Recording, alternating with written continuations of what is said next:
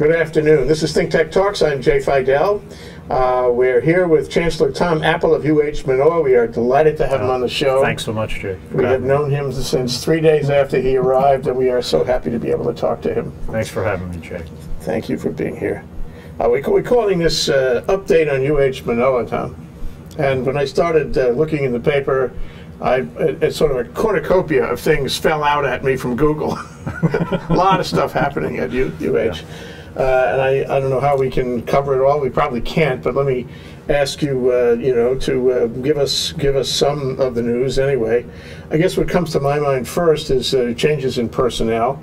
We can talk about the president in a minute, but the other changes. For example, Jim Gaines, the research director, retired, and the article was that a man named Vasilis Simos is going to get that job. Yeah, Vasilis has worked for me. Vasilis Simos has worked for me for the last year. As he's actually been in the job longer. I'm the one who's only here a year, but he was my associate vice chancellor for research.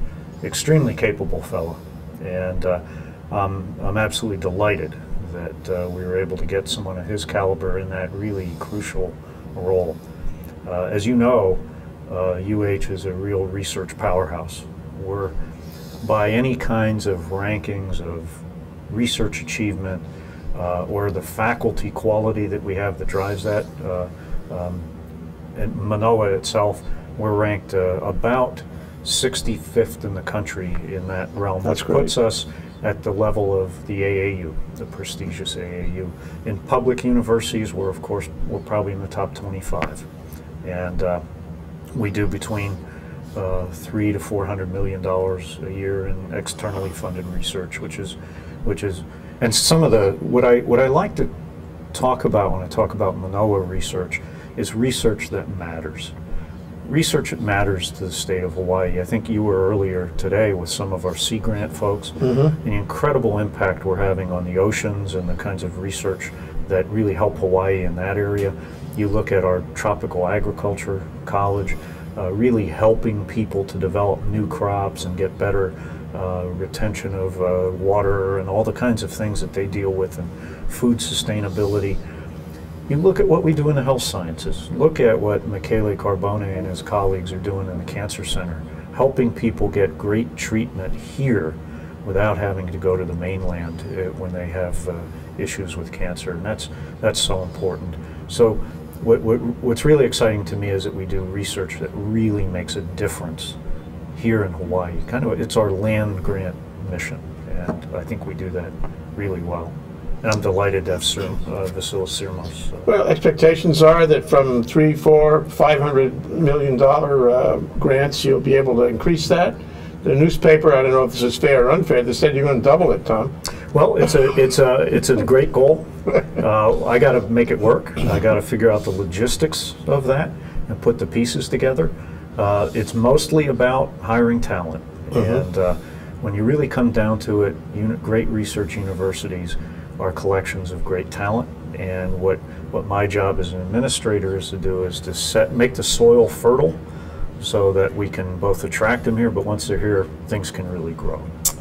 You know, they say real estate isn't about real estate, it's about relationships. You know, higher education isn't really about higher education, it's about relationships. Very true, very true.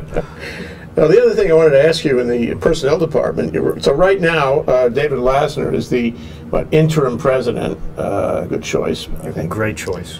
And Stephen Smith moved up to the, Chief Information Technology Officer for the university. How does that stand? Tell us the parameters of the arrangement as it exists. Well, first of all, David's a great choice for interim president. He knows the islands very well. He's also a tremendously diplomatic person, easy to get along with, but driven to achieve. So kind of the perfect combination to be our interim president. I'm really looking forward to working with him. Stephen I don't know as well, but everything I hear about him is really great, and I've worked with him a little bit. I think we're in good shape there. It's very exciting with the new IT building coming on board. Oh yeah, really puts us at the cusp. You know, we have so many areas that are incredibly data intensive, and of course the importance of cybersecurity. All that comes together at Manoa really well. We've been hiring some new people to talk about doubling that research. The Innovation Initiative, we're hiring some real superstars in some of our best areas that are incredibly data intensive. I'm told, I'm probably off an order of magnitude here, so you'll have to truth me on this, but I think we get something like 4 terabytes of data every day just from pan-stars. Gunther Hosinger can tell you that maybe it's 40, but a lot. It's a lot. And then some of the work we're doing in our Science and Technology Center with Ed DeLong and Dave Carl, 2 brilliant, just great researchers and great guys. And a member of the National Academy of Science. Both of them are members of the National Academy. Dave Carl is one of those guys who's been contributing tremendously for the university for so long, and just one of the greatest guys you'll meet too. But those guys, the data that Dave tells me that in 1 drop of seawater, there's 10 to the 9th species and 10 to the 10th viruses, and they're getting the the DNA signatures of these things. Of each one. They keep you up all night. He's a great supporter of ThinkTech, by the way, Dave Carl. He's just one of those people you only meet a couple of them in your lifetime, and you're glad you did. Yeah, great changes. Okay, then I want to move on to the Board of Regents. Board of Regents had 3 city and county employees. It's interesting. City and county appoints 3, right, from the city and county, I guess, through the advisory committee. And one of them resigned. They were all their terms were supposed to end on June 30 next year, but Eric Martinson resigned early. He was the chair, has been the chair of the Board of Regents, even through the difficult times last year. Was it last year or 2 years ago? Whatever. Last year. Last year. Yeah. Seems like a long time already. And so now there's a vacancy in his chair. So the committee is busy under James, I want to say James, Thomas Ramsey, right? The chair of the advisory committee on candidates for Regent. So they're busy trying to get names, because they have to get names no later than 120 days, 4 months away from June 30th. So it's a scramble, and I suppose it's not easy these days in finding and vetting and ultimately putting new regents in place. I'm not sure a lot of people would like the job, actually. It's a tough job. The pay isn't so good either. You mean like not so good? We were really fortunate to have Eric as our leader. And I know, we're going through some of those tough times following the Wonder Blunder. Eric was working 30, 40 hours a week. I saw him at the campus a lot, and I think he did a great job and was really a strong leader through all of that. It was almost you shouldn't wish that on anyone, doing that as a volunteer and then having to take an awful lot of heat. But really, what a stand-up guy and what a great job he did. So, if we can replace Eric with someone with as much smarts and dedication and class, we'll be very fortunate. We got a great board. We really do. We have a lot of very successful people who are also very committed, and most of them are really good people too, and they really like, I think, working together. One thing I like about our board is they don't engage in groupthink. They have good, lively discussions, and anybody who sees the discussions in public so you don't get into this groupthink, which is really good. It's good to have different voices. Just a couple of people speak, everybody else is silent. Yeah, and then everybody else goes along, and they all agree with one another. It's better to actually have a little bit of this back and forth, and I think it's a really good group. So how do you apply if you want to be a regent? I mean, somebody out there watching this might want to actually apply. I have to admit, I don't know. It has something to do with that committee. There is a committee that makes, I believe, recommends 3 people, I think, to the governor. But I'm not really. Yeah, it's complex. Yeah. I have to admit, I don't know the process. I think if you are interested, I think all the rules are laid out in the RCAC. RCAC, the Regents Candidates Advisory Council, and they're the ones who have the intake, make the recommendations, and so forth. I think all of that information and everything that's going on in the presidential search is available if you go to the main page of UH.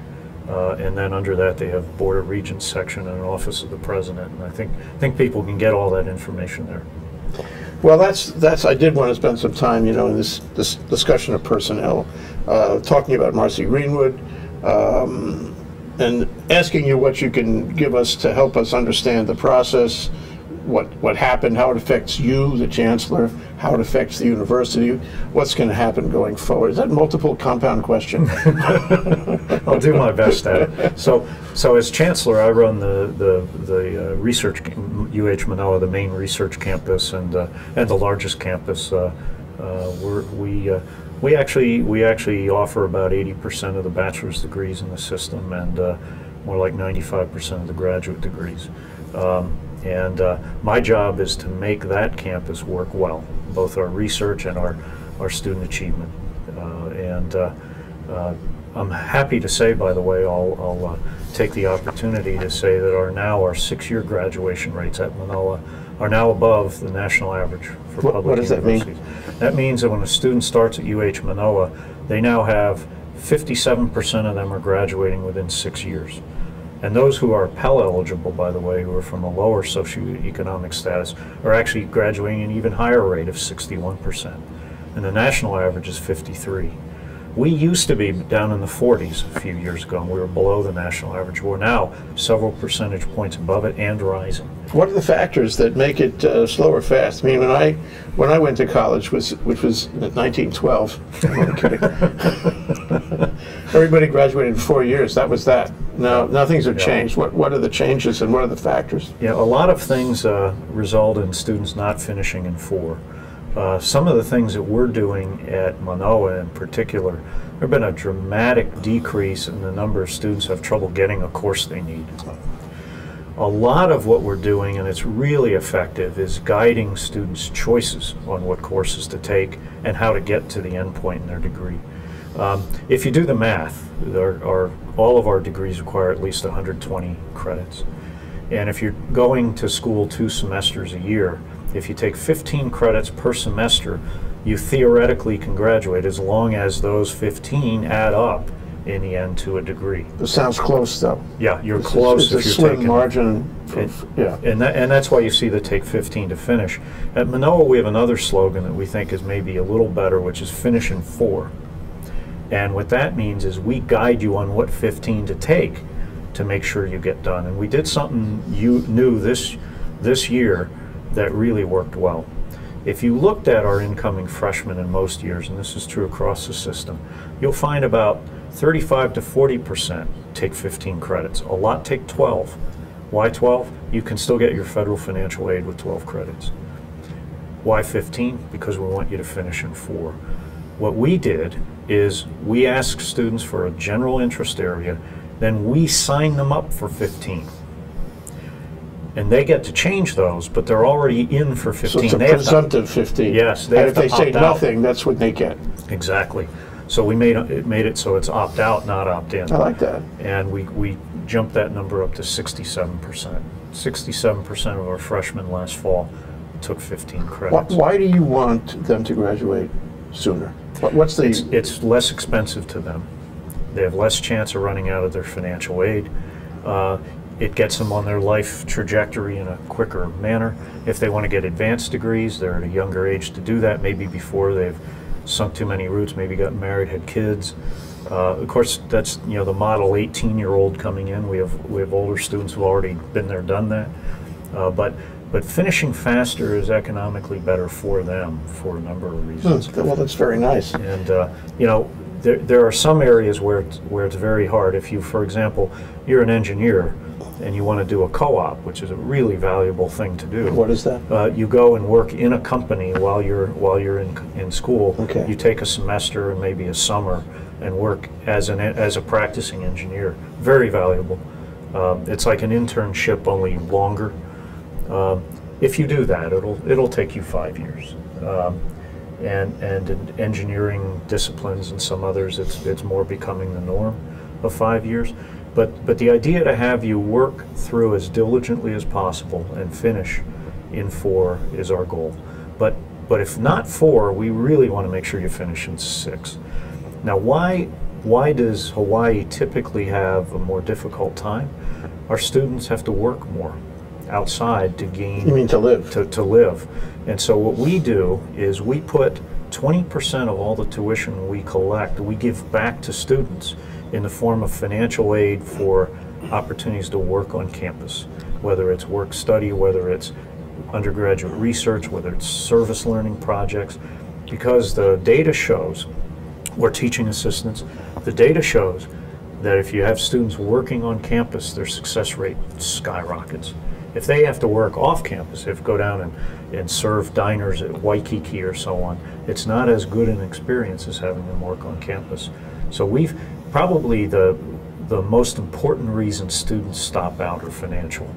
So we've made that our top priority, and each year we've been giving more and more of our tuition back in financial aid. So financial aid, it's not, they don't get paid per se for an hour's work, but they get aid. They get aid with, and then what we like to do is funnel them towards these various opportunities they had. So they get aid by doing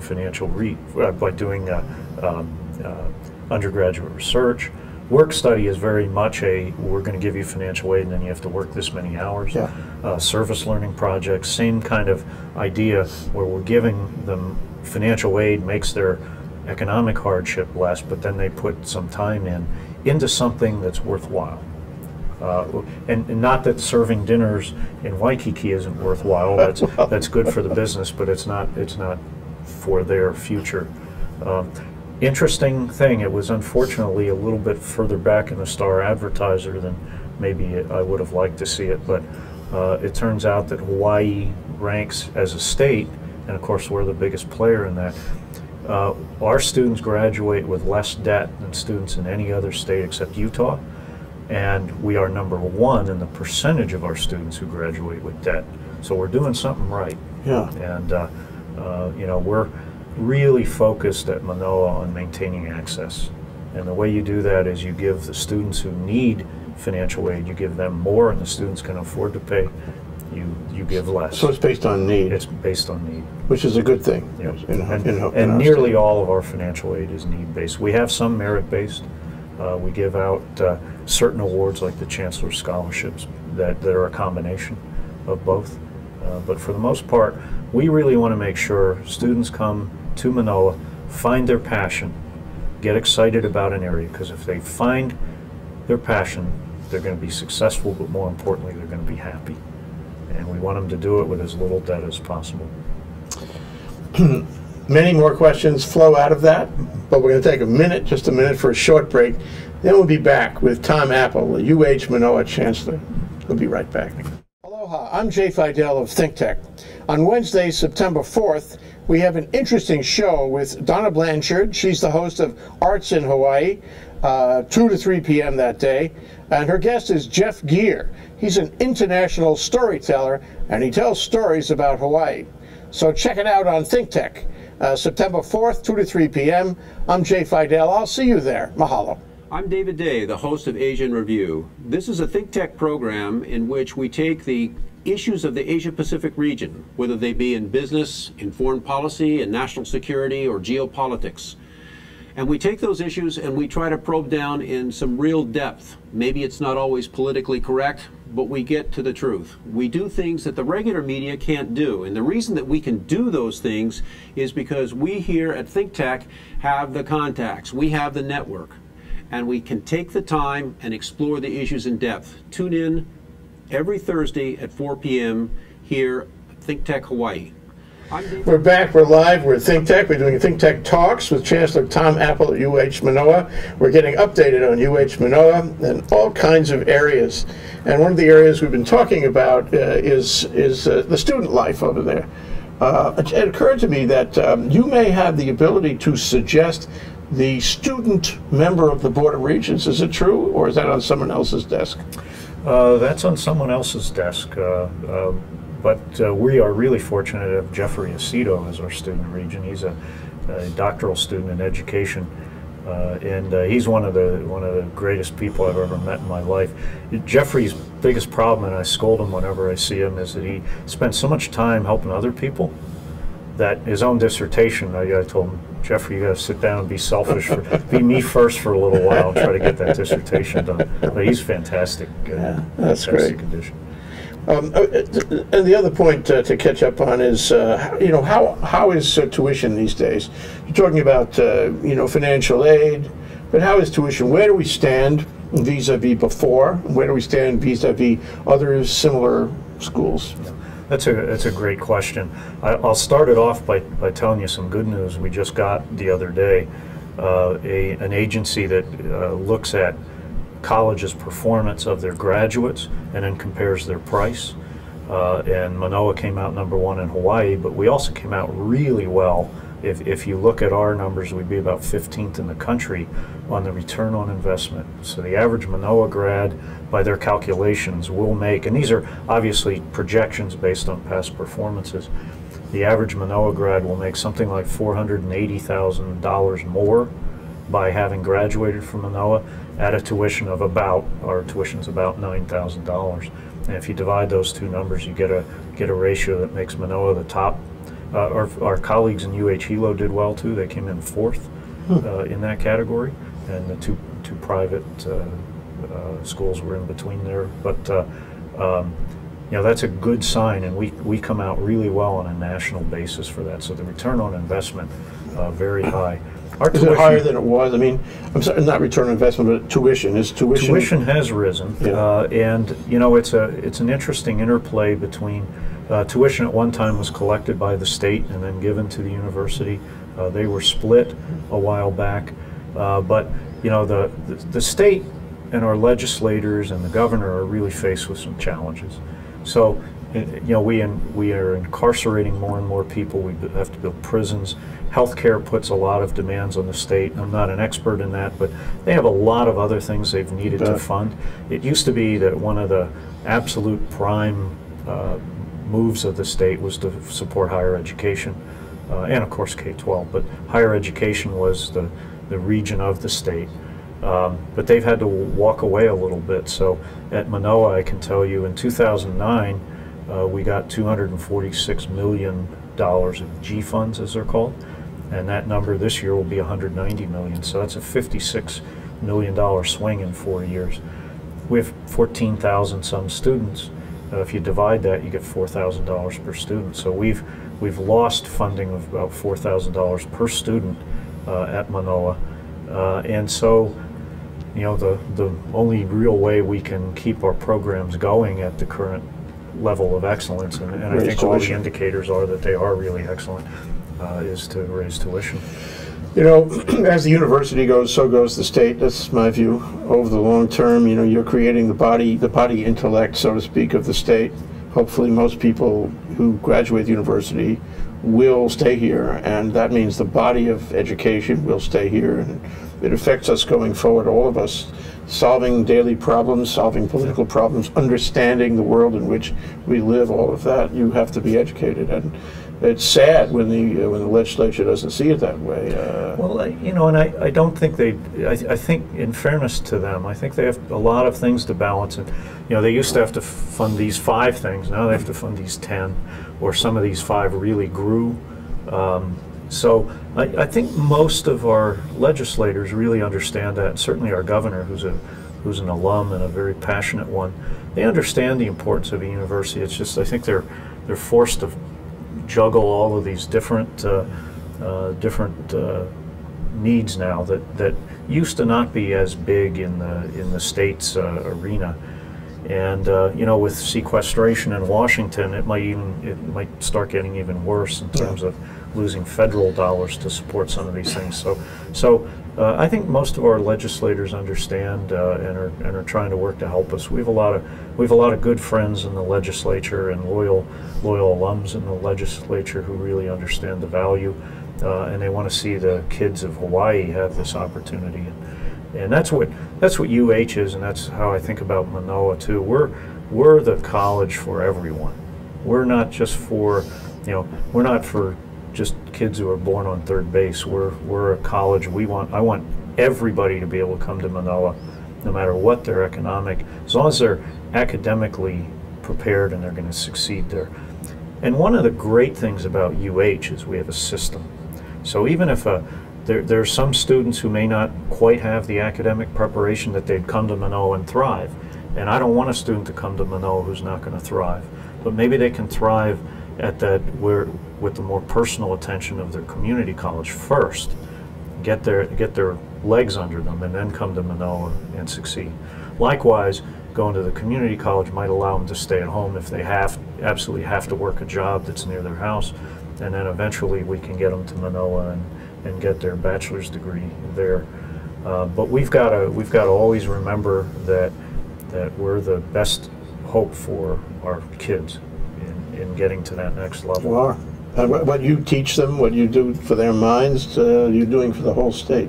Which takes me to another point. I do want to get back to the president issue, but before that, I remember that when we first met and talked, very first conversation, we talked about your experience in Delaware, University of Delaware, and how you had, you had a whole universe around having the university serve the needs outside the university of the state. Yeah. And I'm only one observer, but I will observe that you're doing that. And a good example, and we touched on it, is the Sea Grant organization at SOWEST, where those guys are out there and suffering the slings and arrows of political fortune in testifying to the city council and testifying to the legislature in valiant efforts at trying to raise public awareness about the importance of climate change. Yeah. This is really something, if they didn't do that, it wouldn't be done, Absolutely. Gordon's a great leader of a Sea Grant. We have Maria Gallo. Gordon Grau, yes. Yeah. And Maria Gallo doing the same thing in tropical agriculture, and that what was always originally the core land grant mission. Andy Rossiter down at the aquarium, same kind of things. Andy's helping to repopulate coral reefs. Chip Fletcher was looking at beach erosion. All these really critical issues for Hawaii. We have so many people looking at food sustainability, including protein. How do we grow more fish ponds, as our native Hawaiian leaders did for many, many centuries, but also, how can we grow moi and so on out in the sea, in tanks and things. So we have some really great work going on in those kind of areas of sustainability, and as one of our graduate students pointed out this morning at a public forum, making Hawaii resilient, which I think is really important. An area we have to improve, though, Jay, I'm going to give us a C or D on our report card, is how we build out our research into new startup companies or licensing of our intellectual property, and that's going to be a big focus this year. We're really going to try to get more of that activity going. We have a number of models we're looking at. We're looking at Connect in San Diego and how they built that kind of innovation economy, but we're also been having some really good conversations with Carl Fuchs and Richard Lim about accelerating some of our IP to try to get over that gap between a good idea and something that's going to interest venture capital. And so we've got some exciting plans for the year. Have to do that. That's something we don't do well. Yeah. I'll tell you, Vasilis Sirmos, as a new vice president, is very keyed into that, and I think he's going to be very valuable in helping us there too. Funny thing is, all these icons you've been talking about, they're all connected. For example, if you raise public awareness about climate change, well, that also causes the legislature to spend money on climate change, on adaptation to climate change risks, and so that's money that comes out of the till, and so there's less money for the university that way. I mean, arguably, but the other thing is that. And as I say, it's all connected. If you offer an opportunity for tech entrepreneurs to build great businesses here, then you're building another part of the economy, Absolutely. Which we have sorely failed to do in the last 10 or 15 years. Well, we could have, but we didn't. And so if you build a diversified economy through that effort, because I think it really starts with the university, it must start with the university, then there's more money in the till, right? Absolutely. For taxmen, all that. It's a new revenue stream. It's new money, Yeah. found money, if you will, in starting new businesses or getting things up to the point where they can be licensed. And then the other great thing about a university, through our primarily our graduate programs, is we generate new talent that can then move into those companies as well. When you look at some of the really successful tech companies here, we can provide some of the talent to sustain those companies as they move forward. So tell me about MIC. MIC, the legislature deferred any action on extending the earlier lease to HTDC, High Tech Development Corporation. University gets it back on a reversion, I think, next year. There probably will be some tech tenants in there, but for the large part, the university will now take the reversion. What will happen to it? Any thoughts?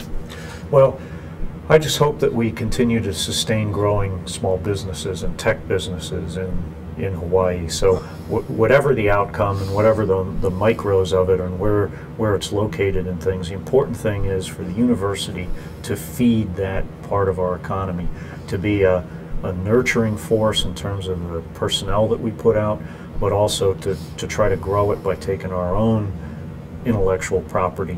And some young entrepreneurs, if we can provide them with some of the assistance they need to get going, whether it's out of Scheidler or out of our law school, or whether when they need technical assistance, that they can come to our faculty who have great expertise in so many of these areas and really help that whole entrepreneurial innovation economy grow. So the important thing is that we focus on making more entrepreneurs successful.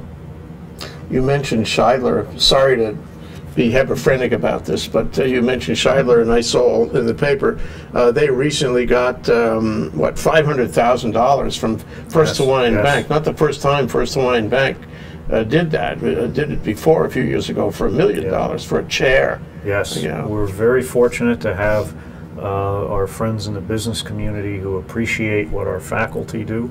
And yes, this is quite a few. We also are blessed with a great dean, Vance Rowley, who really is out there making sure people understand the importance of Scheidler to the state of Hawaii. So that's one of those great, I love those kind of events, and we go over and I get to hold a check for $500,000 bucks. It may be a big cardboard fake check, but it sure feels good. Those are feel good. But no, we got great leadership there. And Susan Yamada as well, who runs the PACE program, which really helps exactly what we're talking about, trying to get entrepreneurship more ingrained into the Hawaiian economy. And that all suggests this connection, which can only really happen at UH Manoa. Really, the connection between the scientific research, which you control, and the Scheidler College, which builds entrepreneurs, and the mission is to just put them together so that one feeds the other and they create a new industry. And then we have our friends like First Hawaiian Bank who help us with that by bringing in new talent, helping us. Now we're going to be able to attract some new talent who's going to come up with some new ideas. And it's interesting how all these feed in. So we were talking about IT earlier. Well, in business schools today, it's all about analytics now and data-driven, even marketing and things are so data-driven and analytical now that getting that additional information technology and expertise here in analysis and handling of big data is all really kind of helping us go from data to information to intelligence. Absolutely. If the world does it, we have to do it, but better. Let's take another break, if you don't mind. We take a short break. This is ThinkTech on ThinkTech Talks, and we're talking with Chancellor Tom Apple at UH Manoa. I'm Jay Fidell, and we'll be right back. Hi, this is Jay Fidell of ThinkTech. We have some great shows during the business week. We broadcast 2 or 3 times every afternoon between 2 o'clock and 5 o'clock. I just want to mention also that we have a new show. This is The Arts of Life with Willow Chang. Check it out at 2 to 3 p.m. every Friday. Aloha. This is Jay Fidell. Aloha. I'm Nicole Horry for ThinkTech. For nearly half a century, the Hawaii Foreign Trade Zone No. 9 has brought the benefits of the Foreign Trade Zone program to Hawaii businesses and entrepreneurs.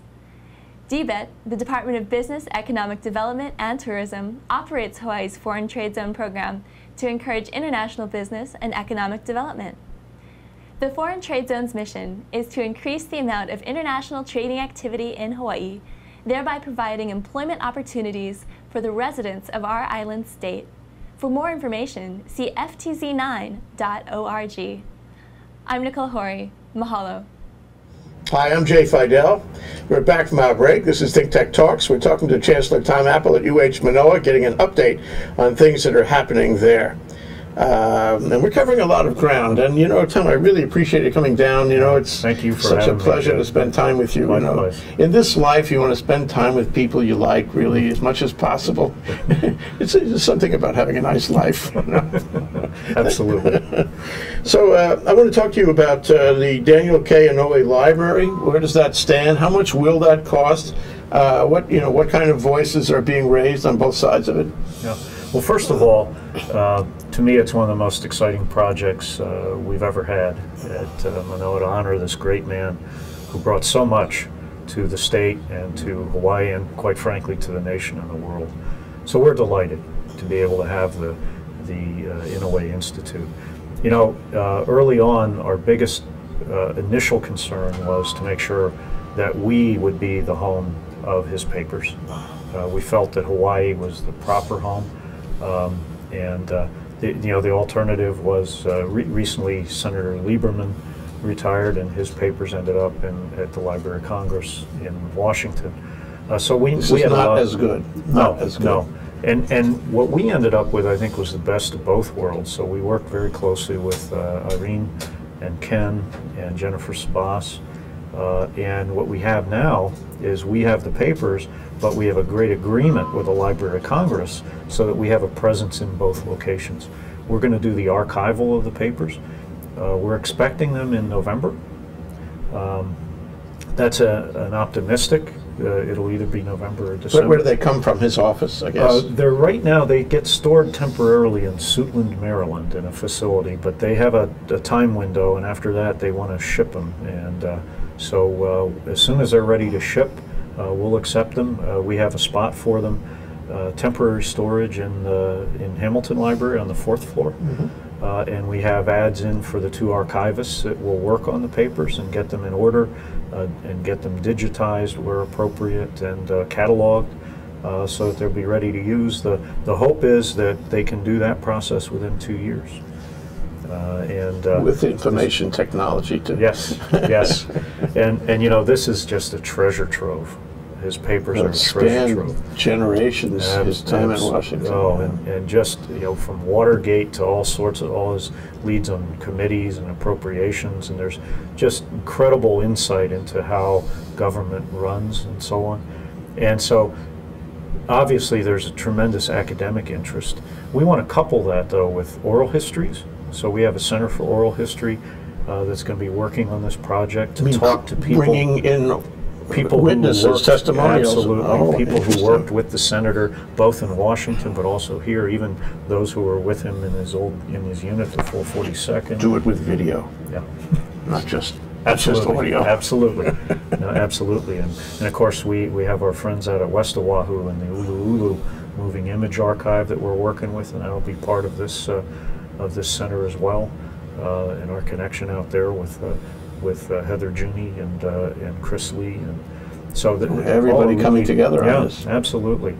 And what really excites me, though, Jay, by far the most, I want to look every day down at the end of McCarthy Mall, and I want to see school buses, because I want every school kid to go through this at least 3 times. As they're growing up at different stages. Yeah. We want to work really closely with the schools and with a whole bunch of other organizations, and we have plans to work, you know, in our advisory committee. We've got Blair Collis from the Bishop Museum, and we want to work with our community partners, with the Department of Education and our school systems, to help with the students understanding the process of democracy, freedom, what Senator Inouye stood for. That Hawaii can make a difference. Absolutely, yes. That could be you someday, changing the world amazingly the way he did. That we do things here. I mean, we also raised the President of the United States here. I mean, is that impact or what? We have more than our fair share. Yes, you know? And Senator Inouye, clearly one of the all-time greatest senators, so we really want to. And you know, all of the things that can come from this center, better public policy, the opportunity to have visiting scholars come in. You know, we have keep it alive. Yes, yes, and so we're very excited about it. You know, that reminds me of what Avi Seufer does at the law school. You know, his people coming, always alive. The conversation's always going on. Yeah, speaking of great people, and Boston Red Sox fan too is probably that's the common denominator. So where is it going to be exactly, and when can I get to actually walk through it, or walk through it electronically? You know, we're in the pre-design phase right now. We've selected an architect. To me, this is a great story. You know, Senator Inouye was really the driving force behind the East-West Center, and I do know that. Those kinds of activities were going on right just after statehood, really, and you know, in the early '60s. And there was a young, at the time, very young architect by the name of I.M. Pei, who worked with the senator. I met him in Paris. Only kidding.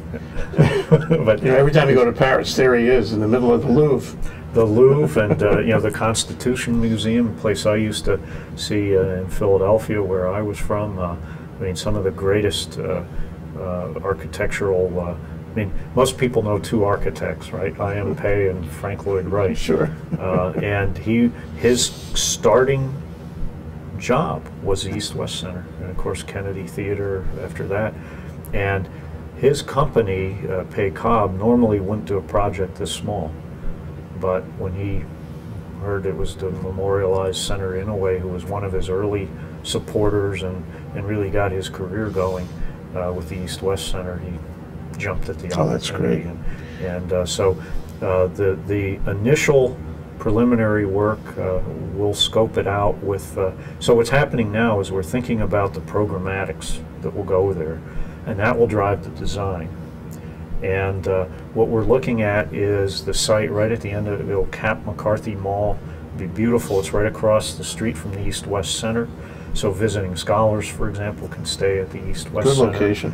And it's great because it's right on East-West Center Road, so we can have the school buses and have a turnout so that the kids can be safe when they're visiting. They don't have to, you know, run across streets or run around campus. You know, a building like that, an institute, a library like that, is more than the sum of its parts. Yeah. I mean, it makes the university more famous. It brings people in from elsewhere. I'm sure the tourists would like to come and see it. It's iconic immediately. You know, there are some of these libraries attract 200,000-300,000 people a year, so it's be a great addition. You know, a whole bunch of us are hoping eventually too we'll have an Obama library. Yes. Probably down in Kaka'ako. Yes. That's exciting. We know we're not going to get the whole shebang, but we think we'll get a library there for. What's the pushback? Is the pushback about money? Well, the major problem with the presidential library is we think that Chicago's going to get a big bulk of it, but we think we're in the game now. And what about the Inouye Library? What's the pushback on that? Well, so far everything we're doing in this stage is private funds, and we do expect to be fairly successful in private funds. Eventually, when we get around to asking for a building, you know, we're probably talking $20 to $25 million range, and that we may be able to get 10 or maybe even half of that from private and federal sources, but we're almost certainly going to have to ask the ledge for some of that. You know, with one of the things we think about all the time, I in particular, is the deferred maintenance on the campus. So we want to come up with a plan for handling that, because the criticism will be, why are you building new things? Why don't you take care of what you have? And that's a good argument, but this is such a valuable. Oh, it's really different. It's at another level entirely. But I wanted to ask you about this op-ed piece. Some professor, I don't remember his name, talking about his building where he teaches, I guess, and he was talking about how it's non-functional and there's always things happening in it that make it hard for him. I think it was in the paper within the last couple of days. I wish I could tell you his name. But, you know, it's the old story, right? Deferred maintenance. What can you do about that? What would you say to him in response? I feel I'm sure he has. I'm sure he has. What do you call it? Tenure. So he's safe. You know. No, I could be him. I taught this past spring in 241 Bilger. I taught a graduate course in magnetic resonance and quantum mechanics. And I could smell the mildew in my classroom as I was walking down the hall. He's absolutely right. There are classrooms that are not at the level they should be. I am happy to say that I made this a priority when I got here, and we've renovated now about 52 of them, 52 classrooms. We've set aside now $1 million a year for classroom renovation every year that we're gonna be diligent about improving. It's going to take a while.